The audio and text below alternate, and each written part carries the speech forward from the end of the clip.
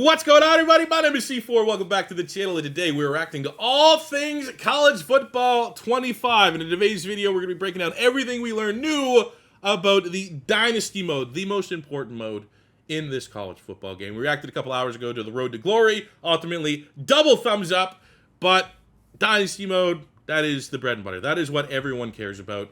And we got some more news, maybe not enough news. I, unfortunately, didn't get to go to this event in Orlando. There were some YouTubers there and some media members. Unfortunately, we did not get that international ticket this time around, which, hey, extra motivation to get this channel, shock the light back in. We're going to have a huge year this year between college football and the new Madden game.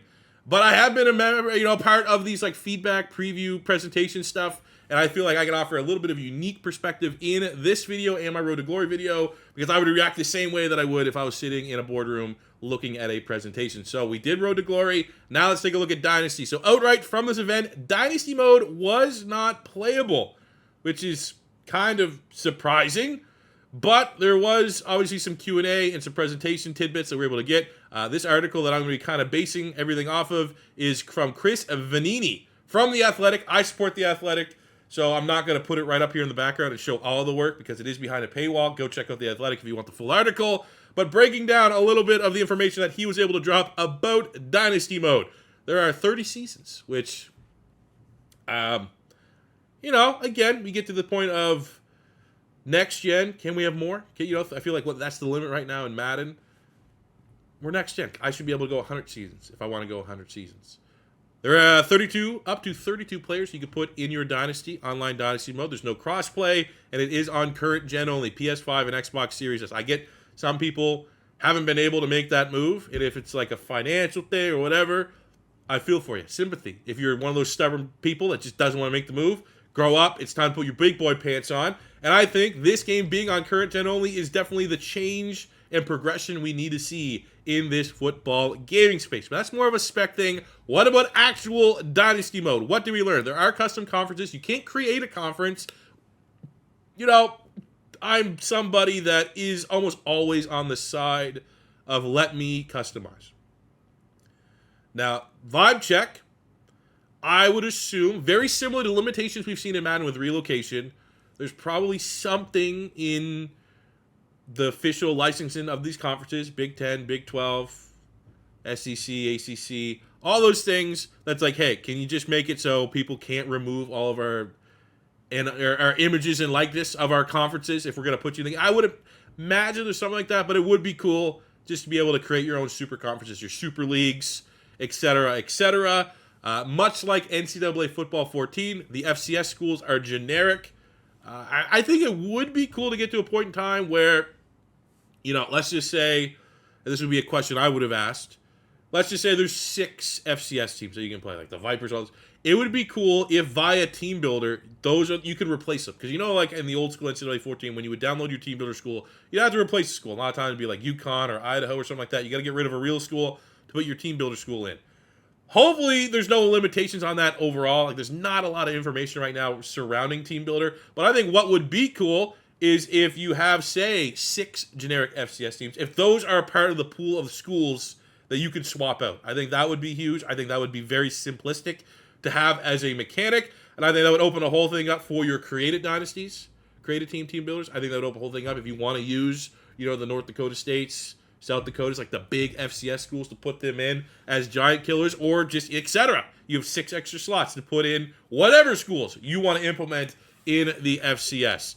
But I mean, ultimately, being able just to modify conferences as such, that's huge. That's always something, because especially when you start, like what we're going right now with our Honey Hunter series, you start on the low end as you start to dominate at the Sun Belt, or, say you want to start as an independent, but eventually you want to build your way up and grow and go into different divisions. It's great that is still an aspect of Dynasty Mode, because that's what you want. So Coaching Carousel is still here. Now, that wasn't necessarily a feature that a lot of us were holding our breath for, because that's an integral part of how you play Dynasty Mode, where you can start as a head coach, an offensive coordinator, or a defensive coordinator. You have 11 skill trees for your coach. You can have a backstory as if you're a motivator coach, a recruiter, a tactician, and very similar to the Road to Glory, you can, whatever direction you kind of want to build your coach, that's where you get to commit to. You can't just make your coach the Nick Saban 2.0 and be 99 at everything, which you know, I'm all right with. I'd much rather have that freedom on Road to Glory side, where I have my creative player. I want to be good at everything. I want to make literally a generational player that can play quarterback, running back, wide receiver,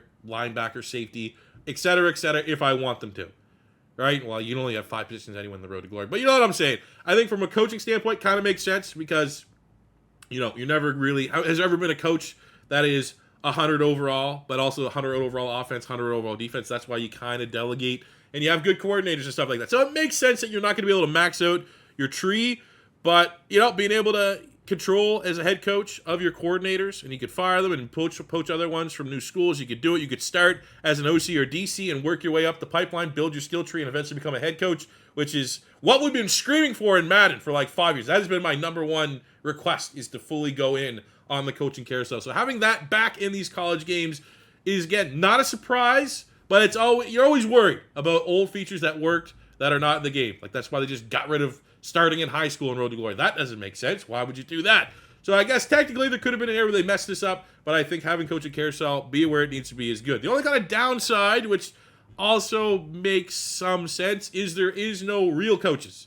You know, the example they use is Lane Kiffin. There's going to be no Kiffin. There's got to be no Dabo. There's going to be, you know, and it kind of makes sense to a certain degree. That's just another contract they would have to make with, you know, it's just more money getting thrown out. Maybe that's something that we can grow and eventually get, but it's just more money, more budget that I'd probably at this point rather it go to other things. It would be cool to at least have the head coaches, but I definitely don't think it is a deal breaker. But I will say it does seem like the immersion, tradition, all that stuff is like what the buzzwords that are used right now surrounding this game.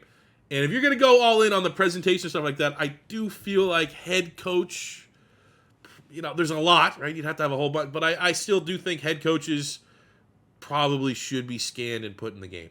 You have the college football playoff, which is cool. And it's a 12 team. You're not getting some old, outdated. You're getting the new 12-team college football playoff, which is cool. The recruiting process. This is obviously an integral part of your dynasty, how you're going to recruit.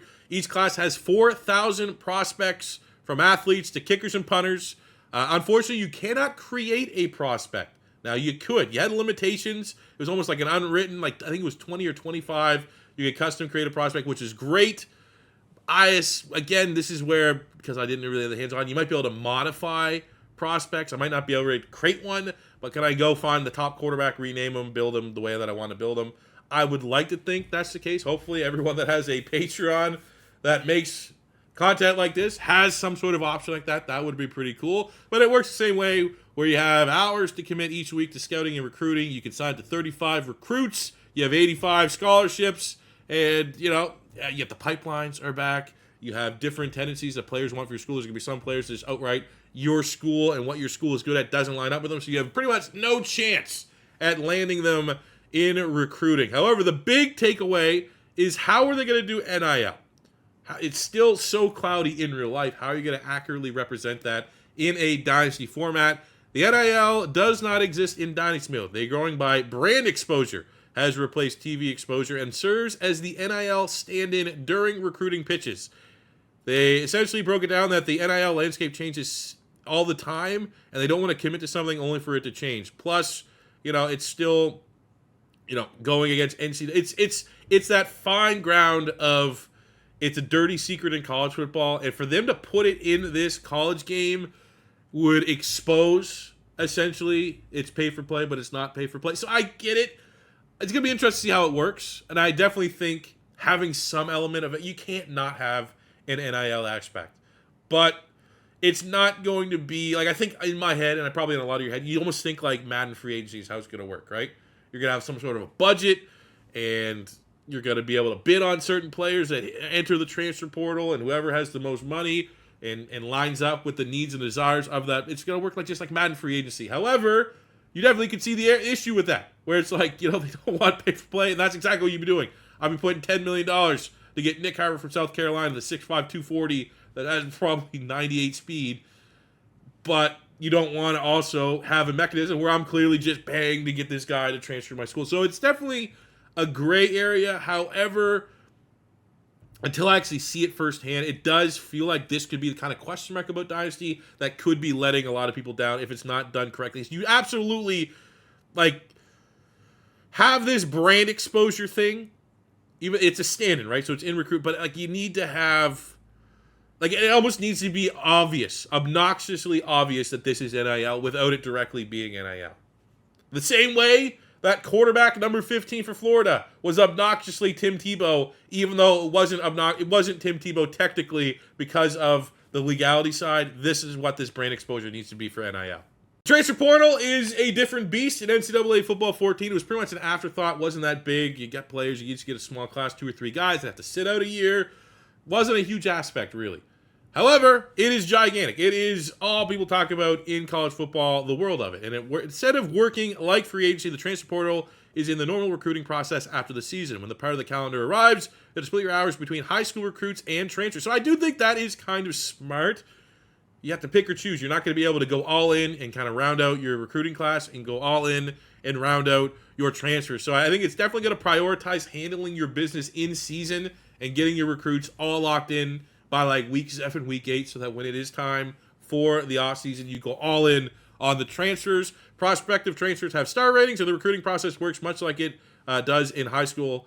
A few years into your dynasty, new computer players in the portal may remember whether you recruited them or not out of high school. So I do like that there's going to be some backstory and history connected to these players, especially, again, goes back to the immersion. If there was that 5-star athlete that we really, really wanted, commit to the University of Florida, ends up going Florida State, but does hit the portal and say we were the runner-up in trying to land him in high school, he will remember that. It will favor him coming to the good guys, which is, again, that's going to be cool, but definitely need to actually, I feel like for all these things that are going to require, investing time and delegating and all that stuff, you really just need hands-on. You can't really look at an article and truly say if it's good or bad or not, because it's all about how tedious it is it streamlined, is it efficient, are the menus slow?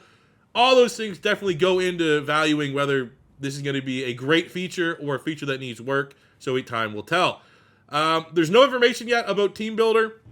I assume they're definitely going to have a huge blog about that at some point, which we're all kind of waiting for, because let's be honest, I think the best thing that this whole thing could do is they need to drop Team Builder a couple weeks before the game drops so that everyone can get in on creating their team, and also kind of treat it like a beta a little bit, where if it doesn't work, if it's laggy, all that stuff, all will be hopefully figured out and hammered out before the game actually drops. Because imagine how brutal that would be, right?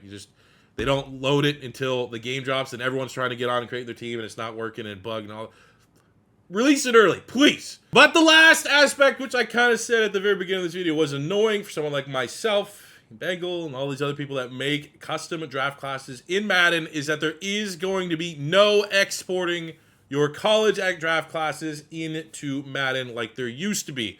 Now, as much as I don't want to admit it makes sense when they explain why, it doesn't make it any less frustrating. But EA, with this whole college football coming back, they only have player license for their college likeness, not their NFL likeness. Although players eventually join the NFLPA and they can get in the spring, they're not at it in Madden until the next game. So it's a bummer. And I mean, the way around is like, well, once we get rid of the real players, say we're 5-6 years in our dynasty, can you get? And it's like, nope, you still can't do it, which is unfortunate. The only way you can import players from college into Madden is your road to glory, which is still, I guess, technically a win. At least you have something you can do for cross progression.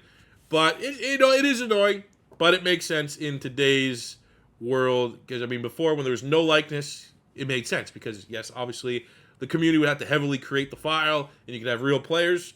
But now that the actual players are in the game, it's not the end of the world. Ultimately, people are going to make draft classes in Madden if you want the real players, which ultimately is what people want. However, it does kind of kill the immersion a little bit later on. Say you're year 10 of your Dynasty mode, and you got some studs that you would love to see in your Madden Dynasty. But if it gets to that point, you could just make them yourself. Right? Just whatever you do in Madden, just hypothetically fantasize in your scenario and just make the top quarterback the quarterback that you have in your dynasty. You know what I'm saying? It's annoying. It'd be in a perfect world, it would work, but ultimately makes sense legality and all that stuff wise. And I think it's just something you got to live with, the cost of doing business for having this game. So ultimately, not a crazy amount of news has dropped for Dynasty Mode, but still enough to feel pretty good, pretty optimistic about the mode. I do think the coaching carousel being in it, having recruiting kind of the way that it was, maybe refine it a little bit. Definitely need to get a little bit more hands-on with the transfer portal, how all that works with the unofficial NIL. I hope they kind of go all in with that standpoint. And obviously for Dynasty, big news still remaining is all the news that has to drop about Team Builder. But ultimately, I feel real good about Dynasty. I'm very excited to get my hands on this game.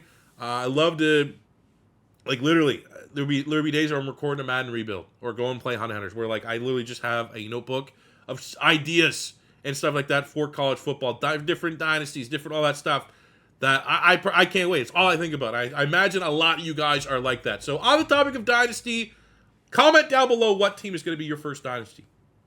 I'll tell you right now, short list, excluding Team Builder, which I'm probably going to do Team Builder. I'll tell you right now, UNLV, Tulane, Western Kentucky, Hawaii. Those are up there for me. Are they up there for you guys? Let me know down below. As always, your first time stopping by, don't be afraid to hit that subscribe button. We're trying to work our way up to 170,000 subscribers on the channel before College Football 25 drops. We're about 2,000 away. Lofty goal, but again, I'm telling you, this got to be the year. This got to be the year that C4 at least gets a little bit of a bump. We're going in. I can't wait. I got a lot of exciting content dropping to you guys. So hope you're along for the ride if you enjoy. Till next time, it's your boy C4. Say peace out. Love ya. Have a good one.